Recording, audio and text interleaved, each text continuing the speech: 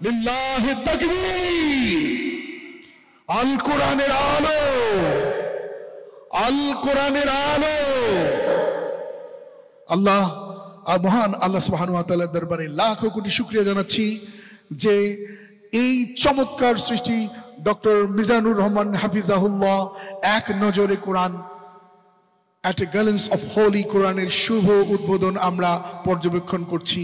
এই কিতাবটি সর্বশেষ আসমানি কিতাব আল কোরআন আল কারীম, এটি পৃথিবীর সবচাইতে, আমি প্রায় বলি যে সবচাইতে ইন্টারেক্টিভ একটা কিতাব, লাইফ ওরিয়েন্টেড একটা কিতাব, জীবন ঘনিষ্ঠ। এর চেয়ে বড় জীবন ঘনিষ্ঠ কিতাব আর হয় না। আমরা যদি অন্যান্য আসমানি কিতাবের সাথে কোরআনকে একটু কম্পেয়ার করি, আমরা দেখব যে অন্যান্য সব আসমানি কিতাব একবারে নাজিল হয়েছে। আপনারা ব্যাপারটি হয়তো অনেকেই জানেন যে তাওরাত, ইনজিল, জাবুর থেকে শুরু করে সুহুফ ইব্রাহিম ও মুসা, এ সবগুলো একবারে কাঠের ফলকে করে একবারে নবীর হাতে দেওয়া হয়েছে, যে এখানে কিছু আদেশ আছে, নিষেধ আছে, ডুজ অ্যান্ড ডোন্টস, কিছু নির্দেশিকা একবারে দিয়ে দেওয়া হয়েছে। কিন্তু কোরআন হচ্ছে একেবারে ব্যতিক্রম, একবারে আসেনি, 23 বছরের একটা লং পিরিয়ড অফ টাইমে এসেছে। রাসূল সাল্লাল্লাহু আলাইহি ওয়াসাল্লাম ওনার জীবনে, সমাজে, পরিবারে, রাষ্ট্রীয় পরিমণ্ডলে যখনই কোনো সংকটের মুখোমুখি হয়েছেন তখনই সমাধান হয়ে হাজির হয়েছে কোরআন। তিনি পরিবারে সংকটের মুখোমুখি হয়েছেন, কোরআন এসেছে। ফ্যামিলি অ্যাফেয়ার্স নিয়ে চাপে আছেন, কোরআনে এসেছে। মদিনার বাজারে কিছু নিয়ে ডিল করছেন, সমস্যা, কোরআন নাজিল হয়েছে। যুদ্ধের ময়দানে কোরআন নাজিল হয়েছে। তিনি পাহাড়ে চড়েছেন, পাহাড়ের উপরে কোরআন নাজিল হয়েছে। মক্কায় নাজিল হয়েছে, মদিনাতে নাজিল হয়েছে, মরুভূমির মাঝখানে নাজিল হয়েছে। মানে যেখানে সমস্যা সেখানে কোরআন, প্রবলেম সলভিং মেথোডোলজি নিয়ে। এজন্য 23 বছরের লম্বা সময়টা লেগেছে। এজন্য এটা খুবই লাইফ ওরিয়েন্টেড, জীবন ঘনিষ্ঠ, ইন্টারেক্টিভ একটা কিতাব। মানুষের সাথে খুবই ইন্টারেক্ট করে কোরআন। যেখানে আমাদের সমস্যা ওখানে কোরআন এসেছে।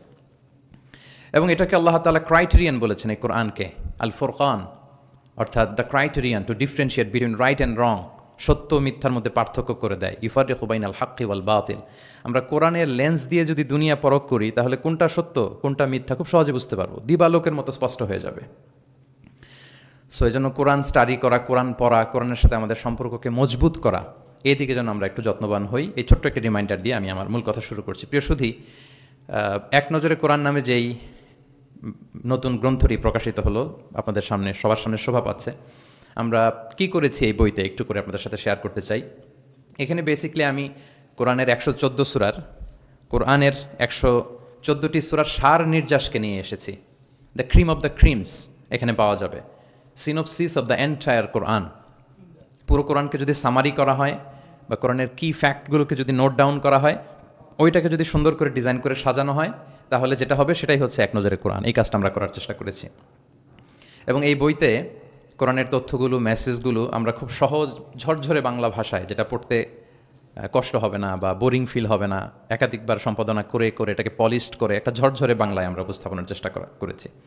এবং সবচেয়ে মজার ব্যাপার হচ্ছে, কোরআন নিয়ে এই ধরনের কাজ খুব কম। কোরআনের যে কোর মেসেজগুলো, এগুলোকে ইনফোগ্রাফি দিয়ে ফুটিয়ে তোলা হয়েছে। ইনফোগ্রাফিতে আমাদের একটা আকর্ষণ থাকে, দেখলে সহজ লাগে, বুঝতে খুব সহজ লাগে। এবং পাঠকদের সুবিধার্থে ছক বিন্যাস করে কোরআনের মেসেজগুলো এখানে আমরা উপস্থাপনের চেষ্টা করেছি। তো আমি আশা করি যে এই বইটি আপনাদের সকলের, যারা মাদ্রাসা ব্যাকগ্রাউন্ডের কিংবা জেনারেল ব্যাকগ্রাউন্ডের, সকলের উপকার হবে। আর কারো উপকার হোক বা না হোক, আমার খুব উপকার হবে। আমার আজীবনের জন্য একটা নোট হয়ে গেল। আমি ভেবে দেখলাম যে আমি তো তাফসির করতে হয়, ফলে এখন থেকে আমি যে কোনো সূরার তাফসির করার আগে আমি একবার রিভিশন দিয়ে যাব এখান থেকে। মানে আমার জন্য একটা আজীবনের কাজ হয়ে গেছে। সত্যায়নকে আমি আবারও ধন্যবাদ জানাতে চাই যে আমার তাফসির প্রোগ্রামের যেই হোমওয়ার্ক বা ম্যাটেরিয়াল রেডি করা, এটা ওনারা সহজ করে দিলেন এই কাজের মধ্যে দিয়ে। তো আমি বোধ করি এবং বিশ্বাস করি আমার যেহেতু উপকার হবে, আমাদের বক্তা ভাই যারা, দাঈ ইলাল্লাহ, খতিব, ইমাম, আলিয়া মাদ্রাসা কিংবা কামি মাদ্রাসার শিক্ষক, ছাত্রবৃন্দ, সবার এই বইটা বেশ উপকারে আসবে বলে আমি বিশ্বাস করি এবং আল্লাহর কাছে কামনা করি।